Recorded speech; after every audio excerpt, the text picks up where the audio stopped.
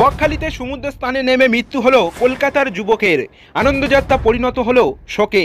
দক্ষিণ চব্বিশ পরগনার জনপ্রিয় পর্যটন কেন্দ্র বকখালিতে রবিবার সকালে ঘটে গেল এক মর্মান্তিক ঘটনা। ছুটি কাটাতে বন্ধু বান্ধবদের সঙ্গে বেড়াতে এসে চিরবিদায় নিলেন কলকাতা তালতলার বাসিন্দা মাত্র 20 বছরের তরুণ ওয়াইজ আলী।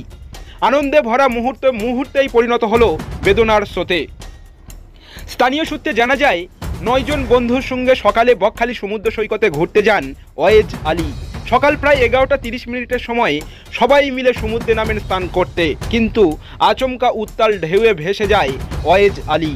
বন্ধুদের চোখের সামনে মুহূর্তের মধ্যে তলিয়ে যান তিনি। বন্ধুরা মরিয়া হয়ে চিৎকার শুরু করলে সৈকতে উপস্থিত অন্যান্য পর্যটক ও স্থানীয়রা দ্রুত এগিয়ে আসেন। খবর পৌঁছায় ফেজারগঞ্জ উপকূল থানায়। পুলিশ ও সিভিল ডিফেন্সের উদ্ধার দল তৎক্ষণাৎ স্পিডবোট নিয়ে নেমে পড়ে তল্লাশি অভিযানে। ঘণ্টাখানেকের চেষ্টার পর উদ্ধার হয় যুবকের নিথর দেহ। সৈকতে পুলিশ কর্মীরা সিপিআর দিয়ে প্রাণ ফেরানোর মরিয়া চেষ্টা করা হলেও শেষ রক্ষা হয়নি। পরে হাসপাতালে নিয়ে গেলে চিকিৎসকেরা তাকে মৃত ঘোষণা করেন। ওয়াইজের মৃত্যুর খবরে শোকের ছায়া নেমে এসেছে তার বন্ধুদের মধ্যে, সঙ্গে পুরো বকখালি জুড়ে নেমেছে নিস্তব্ধতা। সকালবেলার সেই কোলাহল, হাসি, আনন্দ মুহূর্তেই মিলিয়ে গেছে বুক ভাঙা কান্নায়। ঘটনার পর পুলিশ মৃতদেহটি ময়নাতদন্তের জন্য পাঠিয়েছে এবং পরিবারের সঙ্গে যোগাযোগ করা হয়েছে।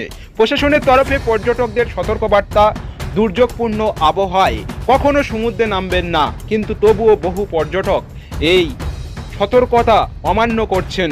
ফলাফল, ওয়াইজ আলীর মতো এক তরতাজা প্রাণ অকালে ঝরে যাচ্ছে সমুদ্রের উত্তাল ঢেউয়ের গর্ভে। বকখালির বাতাসে এখন শুধু কান্নার সুর। যেখানে ছিল ছুটির আনন্দ, সেখানে আজও ভাসছে এক মায়ের আহাজারি আর বন্ধুরা হারানোর নিঃশব্দ বেদনা।